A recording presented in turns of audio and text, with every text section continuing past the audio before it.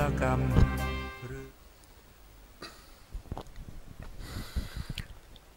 อะระหังสัมมาสัมพุทโธภะคะวาพุทธังภะคะวันตังอภิวาเทมิสวากขาโตภะคะวะตาธัมโมธัมมังนัมมัสสามิสุปฏิปันโนภะคะวะโตสาวกสังโฆสังฆังนะมามินะโมตัสสะภะคะวะโตอะระหะโตสัมมาสัมพุทธัสสะนะโมตัสสะภะคะวะโตอะระหะโตสัมมาสัมพุทธัสสะนะโมตัสสะภะคะวะโตอะระหะโตสัมมาสัมพุทธัสสะสัมมาสัมพุทธัมมัตตุลังสัสสะธัมมาคะนุตตมังอาภิวาทิยาภาสิสังอาภิธรรมัตถะสังฆาหังตถาวุตตาภิธรรมัตถาจตุธาปารมัตถาโตจิตตังเจตสิกังรูปังนิพพานะมิติสัพพทาขอนมัสการพระมหาเถระพระสังฆาธิการพระเถรานุเถระขอสวัสดีท่านผู้ฟังและท่านผู้ชมที่ติดตามรายการพระไตรปิฎกลอยฟ้าในส่วนที่เป็นพระอภิธรรมนะครับก็พระไตรปิฎกก็มีอยู่ทั้งหมด3 ปิฎกด้วยกันนะครับก็2 ปิฎกแรกเนี่ยก็คือพระวินัยปิฎกและก็พระสุตตันตปิฎกเนี่ยนะครับท่านพระอาจารย์พระครูปริยัติยานุศาสตร์ท่านก็ได้นำเสนอไปแล้วนะครับส่วนที่เป็นพระอภิธรรมเนี่ยเป็นปิฎกที่3นะครับท่านได้มอบหมายนะครับให้ผมเนี่ยเป็นผู้มาดำเนินการมาพบกับท่านผู้ฟังและท่านผู้ชมนะครับในส่วนที่เป็นพระอภิธรรมเนี่ยถ้าว่าโดยธรรมขันธ์เนี่ยก็จะมีมากนะครับมีมากกว่าพระสูตรกับพระวินัยนะครับพระสูตรกับพระวินัยรวมกันทั้ง2 ปิฎกถึงจะเท่ากับพระอภิธรรมนะครับเพราะฉะนั้นการที่เราศึกษาเนี่ยนะครับปกติแล้วที่อภิธรรมโชติกะวิทยาลัยนะครับที่วัดมหาธาตุที่กรุงเทพท่าพระจันทร์นะครับเขาจะใช้เวลาศึกษาในเรื่องของพระอภิธรรมนะครับเป็นเวลาถึง7 ปีกับ6 เดือนนะครับในส่วนที่ศึกษา7 ปีกับ 6 เดือนเนี่ยก็เป็นส่วนเล็กน้อยนะครับเป็นแค่ส่วนเล็กน้อยเท่านั้นเองยังไม่ได้เป็นพระไตรปิฎกยังไม่ได้เป็นอภิธรรมปิฎกทั้งหมดนะครับอย่างเช่นธรรมสังคณีนะครับธรรมสังคณีเป็นพระอภิธรรมประกรณ์ที่1หรือเป็นคัมภีร์ที่1ในส่วนที่เป็นพระอภิธรรมนะครับหลังจากที่ต่อมาจากพระสุตตันตปิฎกนะครับพอพระสุตตันตปิฎกเนี่ยในจริยาปิฎกนะครับในจริยานะครับจบลงแล้วนะครับในคูตกานิกายนะครับก็ต่อด้วยพระอภิธรรมก็เป็นธรรมสังคณีเล่มที่34นะครับเล่มที่34ก็เป็นเล่มที่34นะครับแล้วก็ในการศึกษาเนี่ยก็จะมีการศึกษาด้วยกันหลายแนวทางนะครับการที่เราจะศึกษาโดยการเปิดพระไตรปิฎกแล้วก็มา มาศึกษามาอธิบายเป็นข้อๆนะครับมันก็จะทำให้เกิดความรู้สึกว่านะครับไม่เข้าใจนะครับผู้ฟังเนี่ยอาจจะไม่เข้าใจนะครับไม่เข้าใจไม่รู้เรื่องนะครับเพราะว่าพระอภิธรรมเนี่ยมันจะเป็นเฉพาะแก่นสารมันจะเป็นแก่นแท้ๆมันไม่มีเรื่องของบุคคลไม่มีเรื่องของเนื้อเรื่องนะครับไม่เหมือนกับชาดกไม่เหมือนกับธรรมบททั้งหลายนะครับเขาจะพูดแต่สภาวะธรรมเท่านั้นนะครับเพราะฉะนั้นมันจะไม่มีบุคคลมาเกี่ยวข้องนะครับไม่มีใครทำอะไรที่ไหนเมื่อไหร่อย่างไรไม่มีนะครับเพราะฉะนั้นจะเข้าใจยากนะดังนั้นจึงมีการศึกษาด้วยการเอาอรรถกถานะครับของพระอาจารย์ทั้งหลายที่ได้โรจนาไว้ตั้งแต่ในอดีตนะครับก็มีมากมายครับแต่ที่เราศึกษากันอยู่ปัจจุบันเนี้ยนะครับทุกประเทศนะครับที่นับถือพระพุทธศาสนาที่เป็นสายทางเถรวาทเนี่ยนะครับการศึกษาพระอภิธรรมเบื้องต้นเนี่ยเขาก็จะใช้อภิธรรมมัทธสังคหะซึ่งเป็นการโรจนาของพระอนุรุทธาจารย์นะครับโรจนาเมื่อไหร่ก็โรจนาหลังจากที่พระพุทธองค์ทรงปรินิพพานไปแล้วประมาณ900ปีนะครับ900ปีส่วนหน้านั้นทำไมไม่มีใครทำเหรอก็บอกว่าหาหลักฐานไม่ได้ว่ามีใครทำมีใครมาโรจนาเพื่อจะขยายความพระอภิธรรมเนี่ยก็หาหลักฐานอะไรไม่ได้เพราะว่าคนส่วนใหญ่ในสมัยนั้นนะเขาจะมีความรู้ความเข้าใจมีสติปัญญาที่เหนือกว่าพวกเราในปัจจุบันนี้นะครับเพราะฉะนั้นในสมัยนั้นเขาอ่านแล้วเขาสามารถที่จะทำความเข้าใจได้ก็ไม่มีอรรถกถานะครับเมื่อเข้าใจแล้วนะครับก็ไม่จำเป็นที่จะต้องมีคนมาขยายความนะครับเมื่อมีการอ่านเมื่อมีการฟังพระอภิธรรมแล้วเกิดความรู้ความเข้าใจได้นะ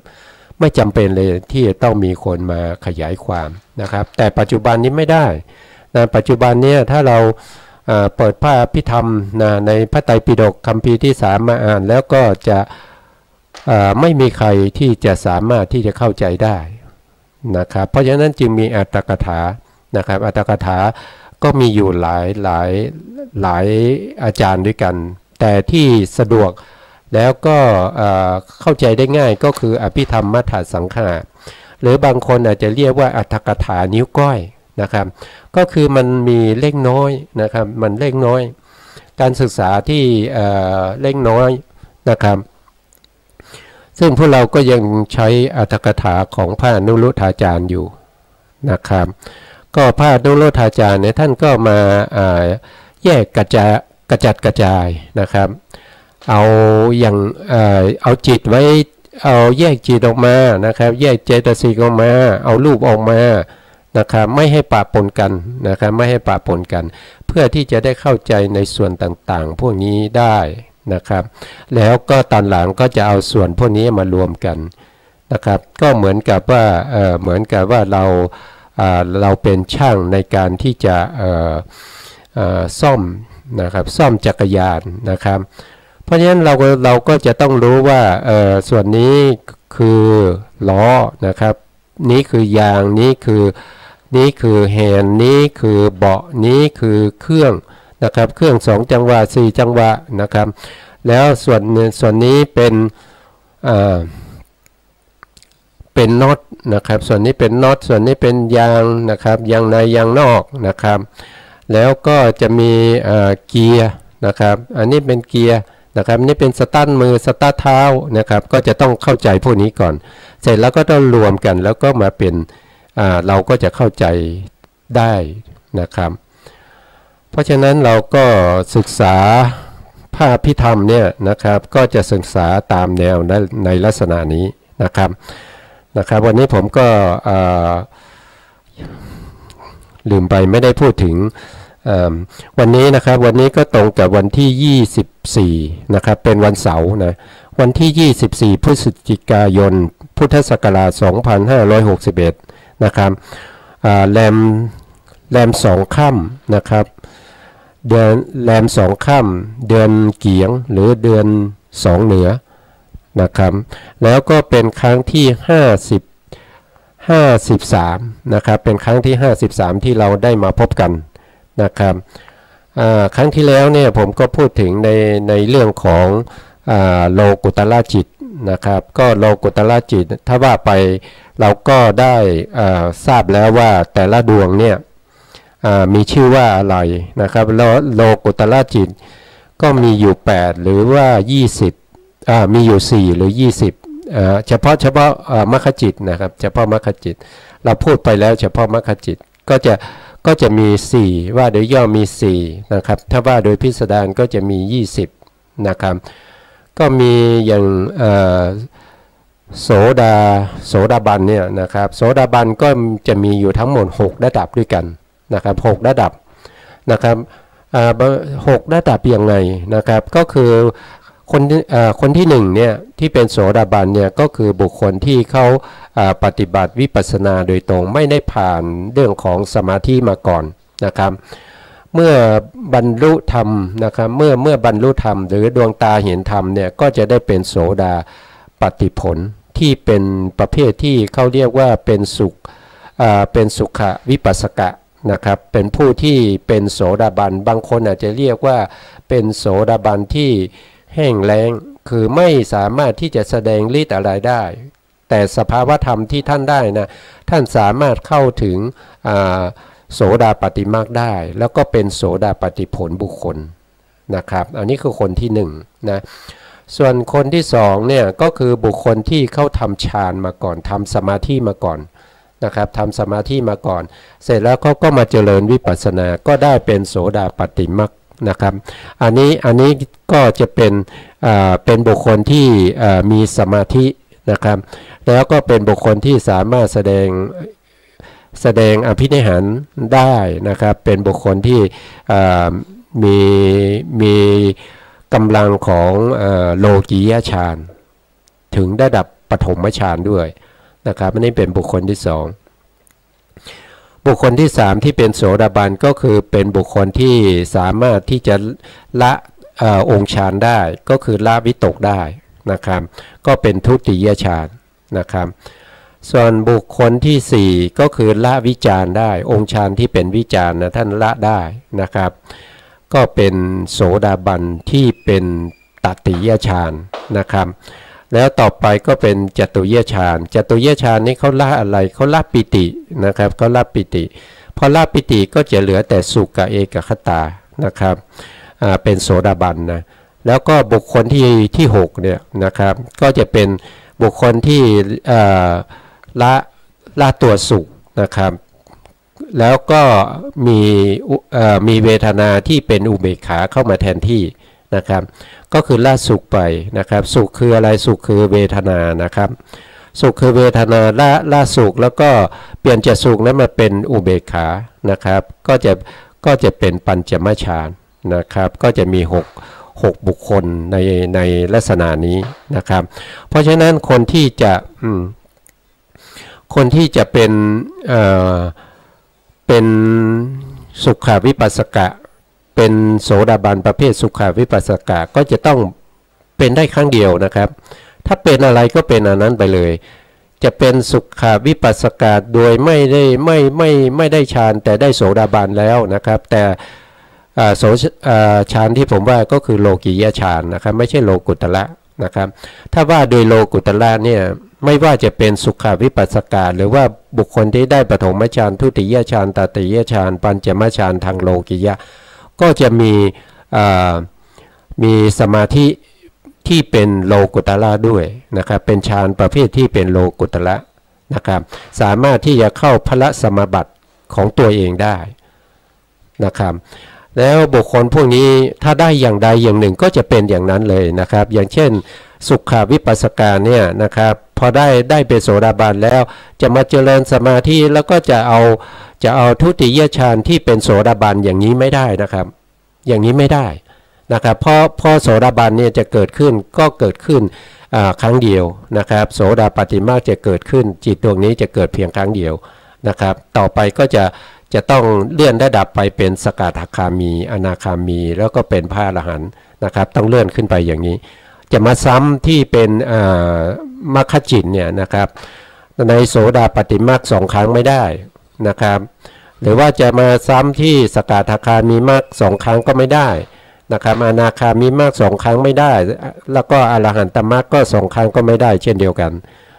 นะครับอันนี้ก็เป็นเรื่องของมรรคจิตนะครับเรื่องของมรรคจิตนะแล้วก็เราก็ได้พูดไปหลายส่วนนะครับได้พูดถึงเรื่องของการที่เราจะทำยังไงให้เข้าถึงมรรคจิตนะครับก็มีแนวทางในการปฏิบัติด้วยกันหลายแนวทางด้วยกันนะครับแต่ที่พระสัมมาสัมพุทธเจ้าพระพุทธองค์ทรงแสดงไว้เนี่ยนะครับคนที่สามารถจะทำให้มีดวงตาเห็นธรรมนะครับหรือหรือจะตรัสรู้เป็นพระอรหันต์เนี่ยก็มีอยู่5 วิธีนะครับที่เราจะถ้าเราดูในพระสูตรเนี่ยก็จะเห็นได้โดยชัดเจนในปฏิสัมภิธามรรคนะครับในพิญญายนิเทศนะครับในส่วนที่เป็นสภาวธรรมที่ควรรู้ยิ่งนะครับสภาวธรรมที่ควรรู้ยิ่งเนี่ยอภิญญายะเนี่ยนะครับก็มีอยู่ทั้งหมด10 อย่างด้วยกันนะครับจะอยู่ในข้อที่5นะครับก็จะเป็นวิมุตตายตนะ5นะครับก็คือความหลุดพ้น5 วิธีนะครับก็มีความหลุดพ้นใน5 วิธีที่จะทำให้เราเนี่ยสามารถที่จะเข้าถึงในเรื่องของมรรคจิตได้นะครับอย่างที่1เนี่ยพระพุทธองค์ทรงแสดงไว้ว่าบุคคลที่สามารถที่จะเข้าถึงมรรคจิตได้เนี่ยก็ต้องอาศัยเรื่องของการฟังธรรมนะครับอันนี้เนี่ยก็มีตัวอย่างมากมายในสมัยพุทธกาลเนี่ยพระพุทธองค์ทรงแสดงธรรมเนี่ยไม่ว่าจะเป็นมนุษย์นะครับไม่ว่าจะเป็นเทวดาหรือว่าเป็นพรหมก็ตามนะครับจะมีผู้ที่บรรลุธรรมเนี่ยมากมายด้วยการฟังธรรมนะครับด้วยการฟังอันนี้ข้อที่1นะครับด้วยการฟังธรรมแต่ในสมัยนี้ไม่มีแล้วนะครับในสมัยนี้ไม่มีแล้วฟังธรรมแล้วก็บรรลุธรรมเนี่ยไม่มีแล้วนะครับเพราะอะไรก็เพราะว่าปัจจุบันเนี่ยสิ่งที่เป็นอกุศลนี่มันเยอะนะครับเป็นกิเลสนี่มันเยอะนะครับผู้ที่สะสมบารมีเพื่อการตรัสรู้ก็มีน้อยนะครับเพราะฉะนั้นก็ไม่มีใครที่ฟังธรรมแล้วก็จะตรัสรู้ธรรมได้นะครับอันนี้คือข้อที่1แล้วก็มีอีกอย่างหนึ่งนะครับก็คือผู้แสดงก็ในสมัยก่อนสมัยพุทธกาลเนี่ยผู้แสดงก็เป็นถึงพระอรหันต์นะครับโดยเฉพาะพระสัมมาสัมพุทธเจ้านะครับอรหันตสัมมาสัมพุทธเจ้านะครับแล้วก็อย่างเช่นพระสารีบุตรเนี่ยนะครับท่านฟังธรรมนะครับจากใครก็จากพระอาสัชชินะครับอาสัชชิก็เป็นพระอรหันต์นะครับแสดงธรรมสั้นๆให้ท่านฟังท่านก็ได้ดวงตาเห็นธรรมได้เป็นโสดาบันนะครับอันนี้คือท่านมีบารมีมาแล้วก็ผู้แสดงก็เป็นถึงระดับที่เป็นพระอรหันต์นะครับระดับที่เป็นพระสัมมาสัมพุทธเจ้านะครับแล้วก็มีหลายท่านนะครับที่แสดงธรรมแล้วมีบุคคลที่บรรลุธรรมกันมากมายนะครับเช่นหลายท่านก็เช่นพระสารีบุตรอย่างเงี้ยนะครับสารีบุตรแล้วก็พระอานนท์เนี่ยท่านฟังธรรมแล้วก็ได้ตรัสรู้ได้เป็นโสดาบันเนี่ยท่านฟังธรรมมาจากนะครับมันตนีบุตรนะครับเป็นหลานนะครับเป็นหลานของพระอัญญาโกณัญญะนะครับฟังธรรมจากมันตนีนะครับมันตนีบุตรนะครับแล้วก็ได้ดวงตาเห็นธรรมเป็นโสดาบันนะครับอันนี้ก็เป็นข้อที่1นะครับตรัสรู้ธรรมด้วยการฟังนะครับข้อที่2นะครับข้อที่2การจะตรัสรู้ธรรมได้เนี่ยจะหลังจากที่เราฟังแล้วเราก็เอาธรรมนี้ไปพิจารณานะครับไปพิจารณาไต่ตองนะครับดูถึง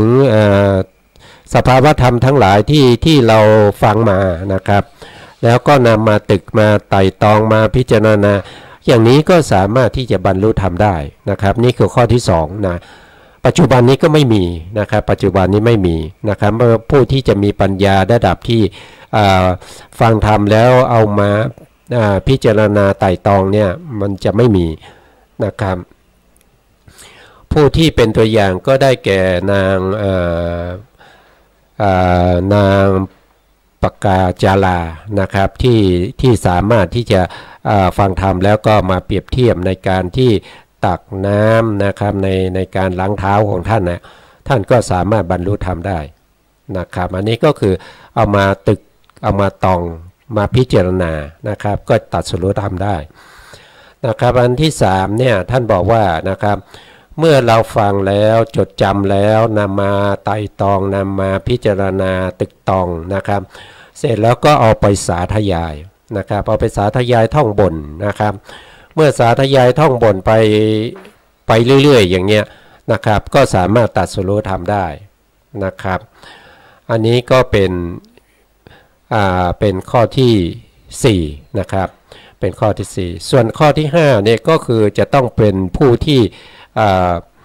นำไปประพฤติปฏิบัตินะครับในการที่จะต้องมาเดินจงกรมในการที่จะต้องนั่งสมาธิกำหนดในเรื่องของรูปนามนะครับต้องใช้เวลาในการทำในสมัยพุทธกาลในส่วนมากก็จะใช้เวลา3เดือนนะครับ3เดือนช่วงเข้าพรรษานะครับบางท่านก็รับโอวาทนะครับรับกรรมฐานจากพระพุทธองค์แล้วก็ไปจำพรรษาอยู่หน้าที่ต่างๆนะครับแล้วก็สามารถที่จะตัดสรุปธรรมในพรรษานั้นได้นะครับแต่ปัจจุบันเนี้ยนะครับก็จะต้องมีการเดินจงกรมต้องมีการนั่งสมาธิต้องมีการปรับอินทรีย์ทั้งหลายนะครับต้องสะสมบารมีนะครับเพื่อการตัดสรุปธรรมนะอันนี้ก็เป็นเรื่องที่เราจะต้องทำนะครับจะต้องทำถ้าเราคิดว่านะครับว่าการเป็นอยู่โดยความเกิดบ่อยๆนะครับแล้วก็ตายบ่อยๆนะครับมันเป็นทุกข์มันเป็นภัยนะครับตายแล้วก็ไม่รู้ว่าจะไปไหนนะครับถ้ามาเป็นมนุษย์จะเป็นมนุษย์ชั้นต่ำประเภทที่หาเช้ากินค่ำประเภทที่เป็นปัญญาอ่อนตาบอดหูหนวกอย่างนี้เราก็ไม่ปรารถนาใช่ไหมครับเราปรารถนาว่าถ้าเกิดมาเป็นมนุษย์ก็ขอให้เกิดมาเป็นลูกมหาเศรษฐีเป็นลูกของผู้ใหญ่นะครับเจ้าเป็นเจ้าคนนายคนนะครับเราก็ปรารถนาอย่างนั้นนะครับ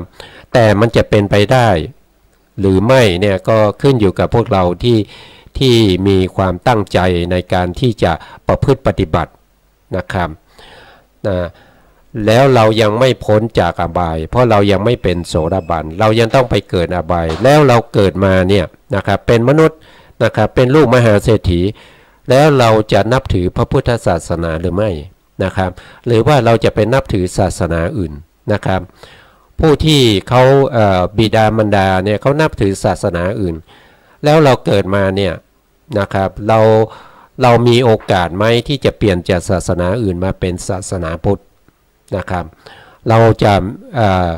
ไปเกิดในประเทศไหนนะครับมีพระพุทธศาสนาไหมนะครับเพราะว่าพวกนี้นะครับเป็นเรื่อง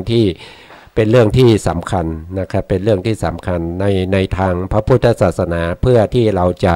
หลุดพ้นไปจากการเวียนว่ายตายเกิดนะครับพวกนี้จะเป็นเรื่องที่เราควรจะต้องใส่ใจนะครับเราควรจะต้องใส่ใจว่าทำอย่างไรเราจะได้ไม่ต้องมาเวียนว่ายตายเกิดนับภพนับชาติไม่ถ้วนอย่างนี้อีกต่อไปนะครับเพราะว่าการที่เราเกิดบ่อยๆมันเป็นทุกข์แล้วก็การเกิดก็ไม่รู้จะเกิดที่ไหนนะครับเกิดมาแล้วยังจะต้องนับถือพวกมิจฉาทิฏฐิเป็นศาสดานะครับแล้วก็ยังเกิดมาแล้วยังจะต้องเจ็บไข้ได้ป่วยนะครับจะต้องเป็นบุคคลที่มีแต่ความทุกข์นะครับมีโรคภัยไข้เจ็บนะครับติดตามมามากมายนะครับพวกนี้ถ้าเราเห็นความทุกข์พวกนี้ได้นะครับเราก็จะประพฤติปฏิบัติมุ่งหน้าสู่พระนิพพานนะครับตามที่ได้กล่าวมานะครับต่อไปเราก็มาดูในเรื่องของ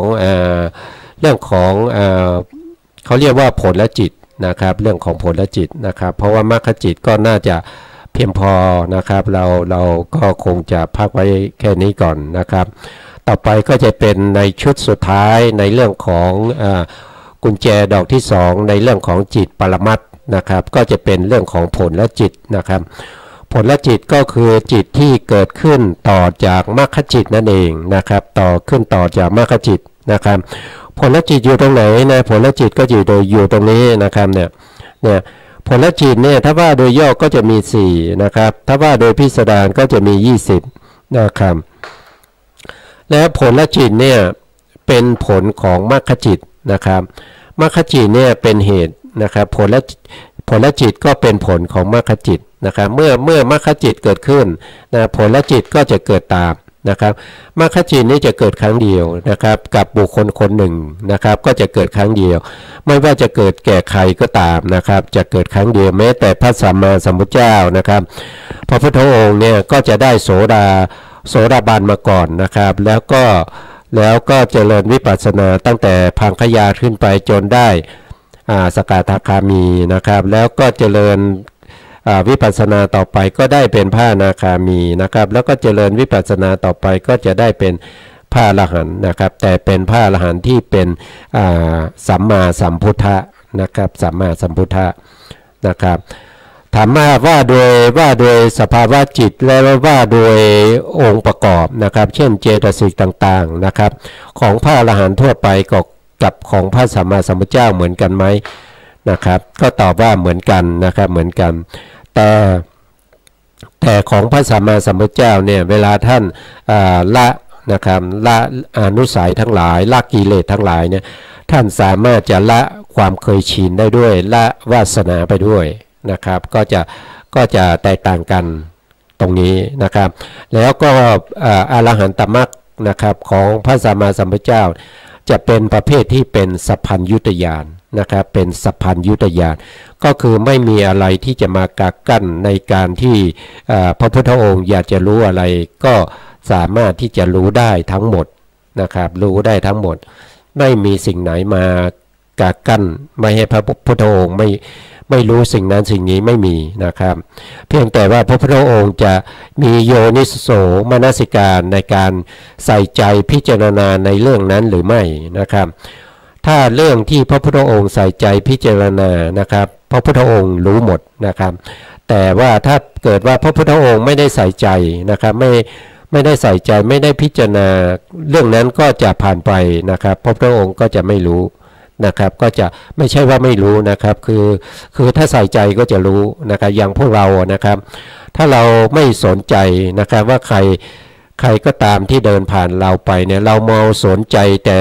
ต่ในเรื่องของมือถือกำลังจิ้มมือถืออยู่เลยนะครับเราก็จะรู้แต่เรื่องของมือถือเท่านั้นบุคคลที่เดินผ่านไปผ่านมา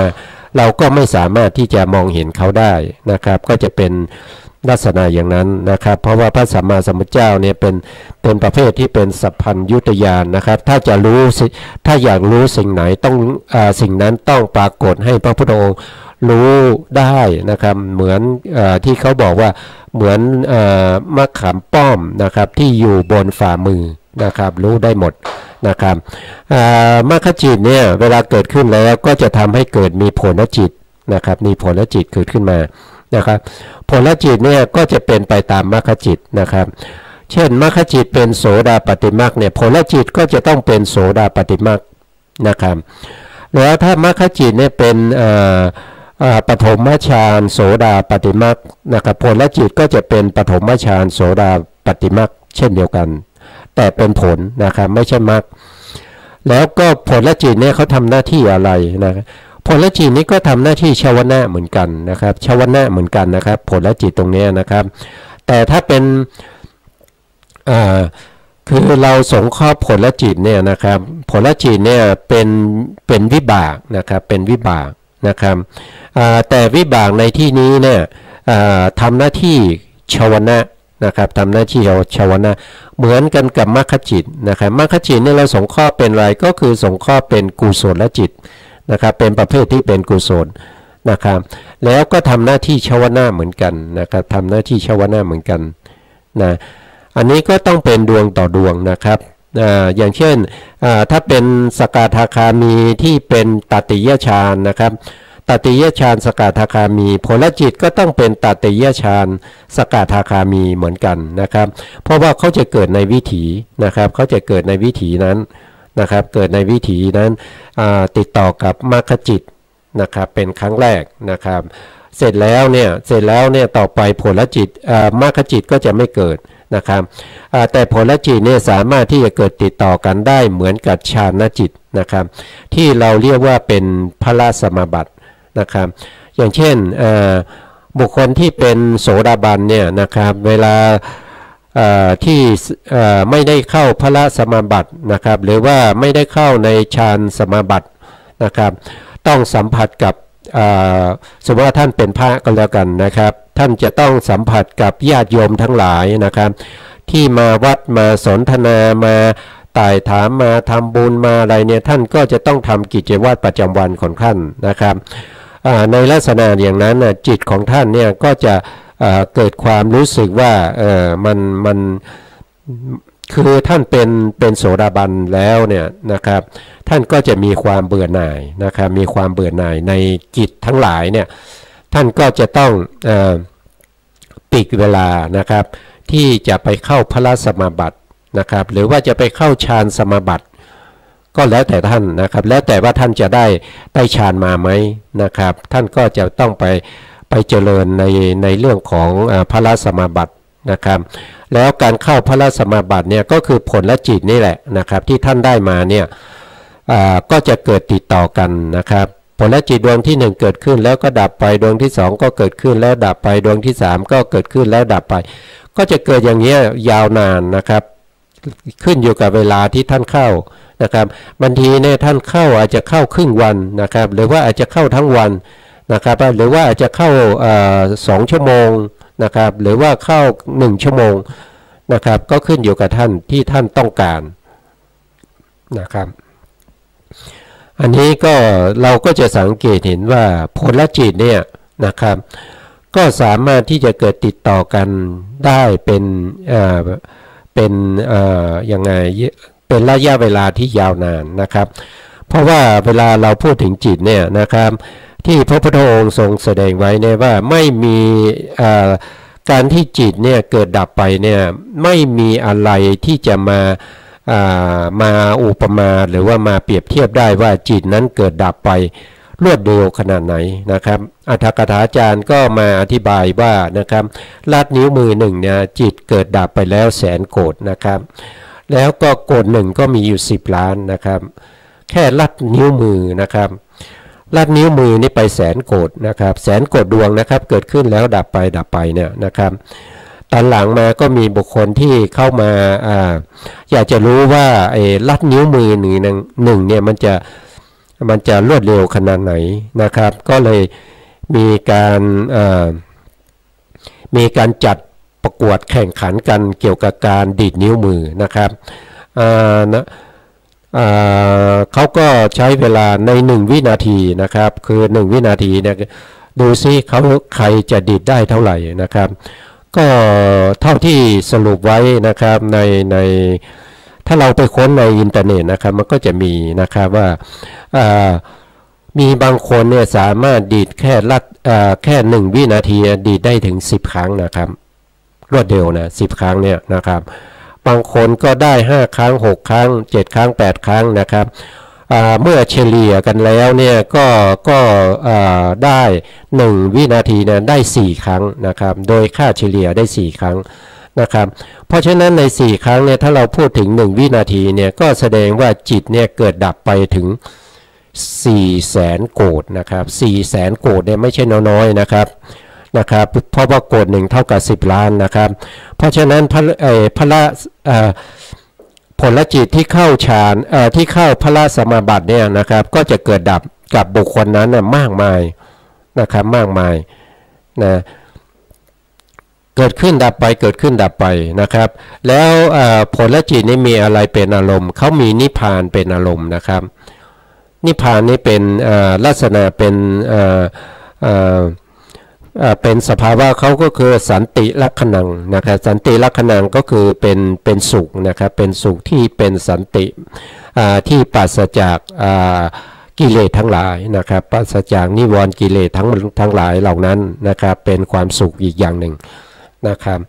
แต่ที่เราสุขกันอยู่ทุกวันนี้นะครับก็เป็นสุขประเภทที่อิงอามิตรนะครับ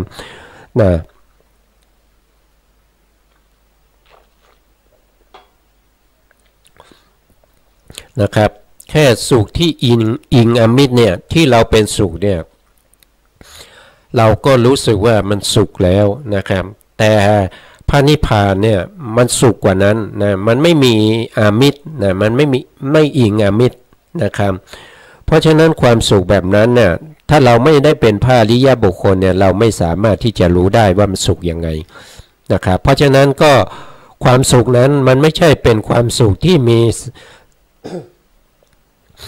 มีขันธ์ห้านะครับเป็นความสุขที่พ้นไปจากขันธ์ห้า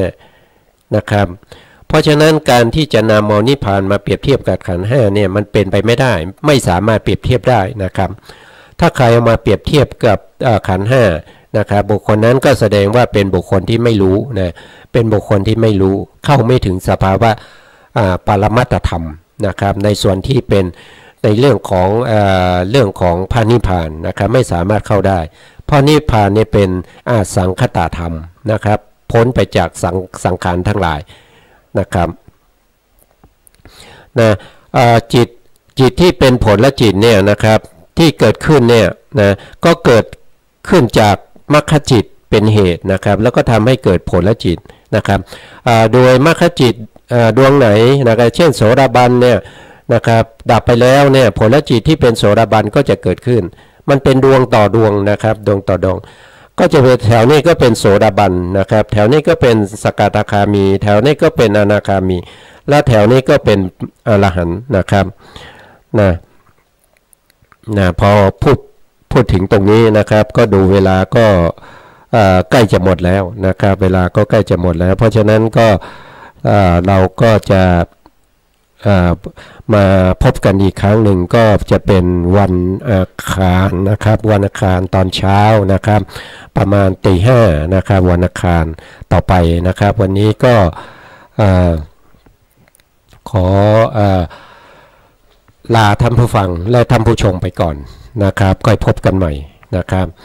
สุดท้ายนี้ก็ขอขอบพระคุณนะครับพระครูสมุทรวิศวัตรวรกิจโจนะครับผู้อำนวยการสถานีเจ้าหน้าที่สถานีทุกท่านนะครับแล้วขอขอบพระคุณพระครูปริยัติยานุศาสตร์นะครับที่มีเมตตาให้ผมมาพูดคุยกับท่านผู้ฟังในเรื่องของพระอภิธรรมนะครับแล้วก็